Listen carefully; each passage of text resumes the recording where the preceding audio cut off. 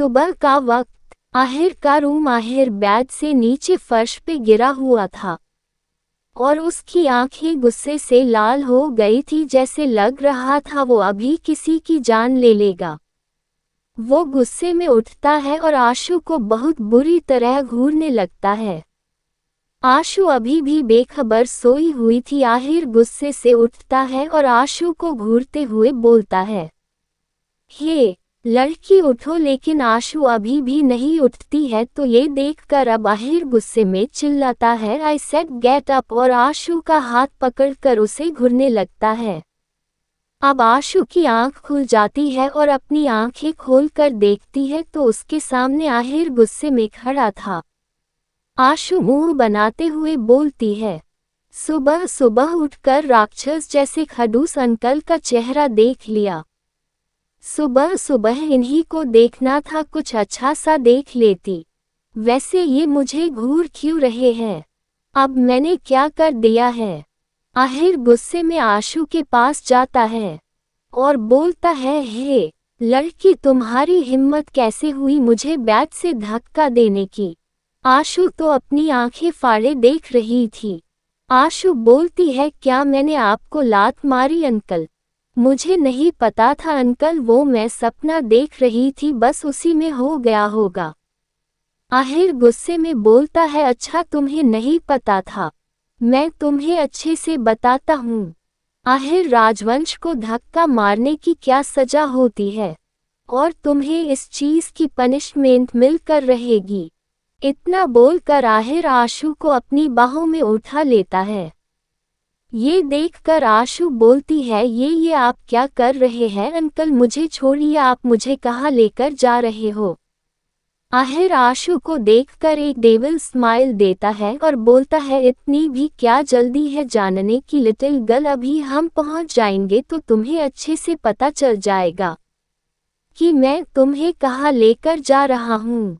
और आहिर अपने कदम वॉशरूम की तरफ बढ़ा देता है। अब आशु को कुछ समझ नहीं आ रहा था। आहिर वॉशरूम में जाता है और बाथटब में आशु को पटक देता है। बाथटब में पहले से पानी भरा हुआ था, वो पानी काफी ठंडा था। आशु बाथटब में गिरते ही एकदम हड़बड़ा जाती है और वो पूरी की पूरी बाथटब में डूब जाती है। आशु बाथटब से निकलने की कोशिश करती है, लेकिन वो फिसल जाती है और फिर से बाथटब में डूब जाती है।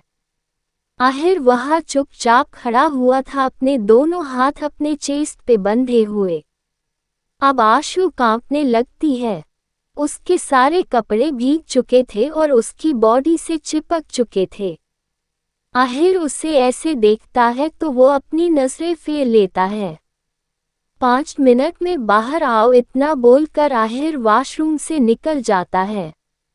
आहिर बालकनी में जाता है और कॉल पे किसी से बात करने लगता है।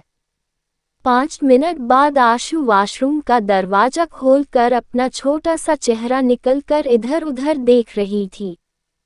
जब उसे लगता है आहिर वहाँ नहीं है, वो वॉशरूम से बाहर निकल जाती है। आहिर बालकनी से आशु की सारी हरकतें देख रहा था।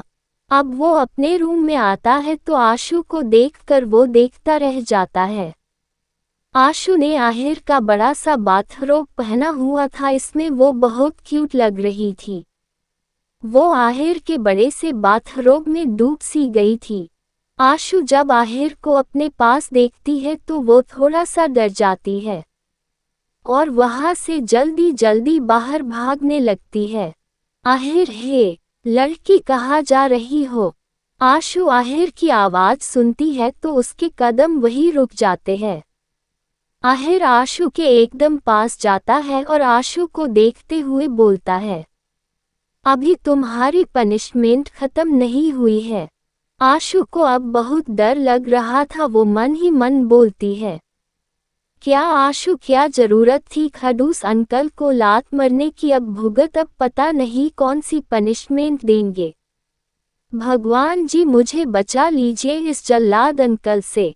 आहिर आशु से बोलता है, अब तुम्हें कोई नहीं बचा सकता है मुझसे, वो तुम्हारा भगवान भी नहीं। आशु बोलती है, आपको कैसे पता मैं क्या सोच रही हूँ? क्या आप मन की बातें भी जान जाते हो? आहिर आशु के ऊपर झुकता है और बोलता है, मुझे सब पता होता है कौन क्या सोच रहा है, स्पेशली जब बात मेरे बारे में हो।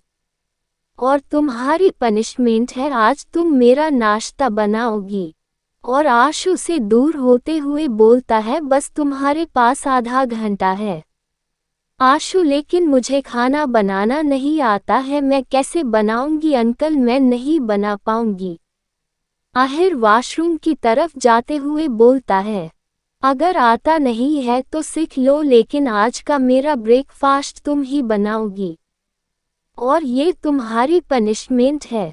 आहिर अब वॉशरूम के अंदर चला जाता है और इधर आशु का रोने जैसा मुंह बन जाता है।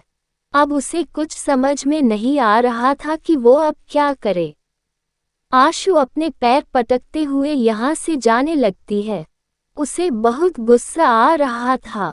जैसे वो कमरे से जाने लगती है तभी उसके दिमाग में कुछ खुराफात आती है और वो पैर दबाकर आहिर के क्लोजेट रूम की तरफ चली जाती है और एक कैंची लेकर आशु आहिर के सारे कपड़े कुतरने लगती है। वो आहिर के सारे कपड़े कैंची से जगह जगह काट देती है। वो सारे कपड़े ऐसे हो गए थे जिन्हें पहना नहीं जा सकता था। आशु उन सभी कपड़ों को कुतरने के बाद वहां से पैर दबाकर बाहर भाग जाती है। वो फटाक से अपने रूम में जाती है और अपने रूम का डोर बंद कर देती है और दरवाजे से लगकर खड़ी हो जाती है। अब देखती हूँ खड़ूस अंकल आप क्या पहनते हैं, अब मजा आएगा।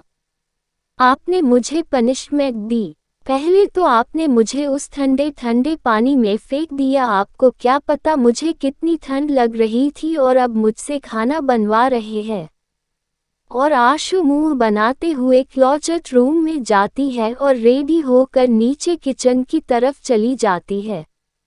आशु जब किचन में जाती है तो वहाँ पे उसे कुछ समझ में नहीं आ रहा था। वो इधर उधर सारे मसाले ढूंढने लगती है। बड़ी देर बाद उसे वहाँ पे सारे मसाले मिल जाते हैं। उसे तो कुछ बनाने का ध्यान नहीं था। वो अब सोचती है अब मैं क्या बनाऊं।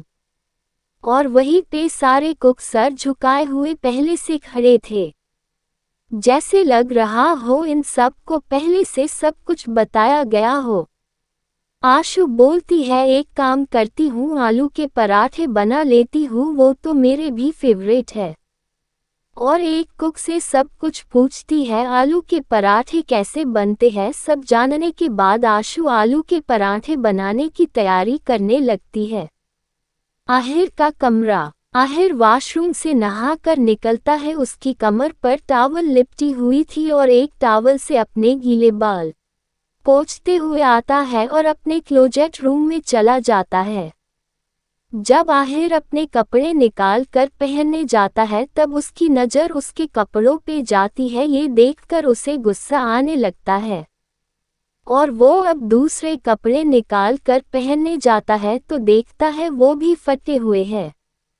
ये देखकर अब उसका गुस्सा हद पार हो जाता है और वो गुस्से में अपने सारे कपड़े देखने लगता है जो कि सारे के सारे फटे हुए थे। वो अपने सारे कपड़े जमीन पे फेंक देता है और गुस्से में दांत पीसते हुए बोलता है, मैं तुम्हें छोड़ूंगा नहीं लड़की, तुमने बहुत बड़ी गलती कर दी। वैसे भी अभी तक मैं तुम्हारी सुबह वाली गलती माफ नहीं कर पाया और अब एक और बड़ी गलती कर दी है तुमने।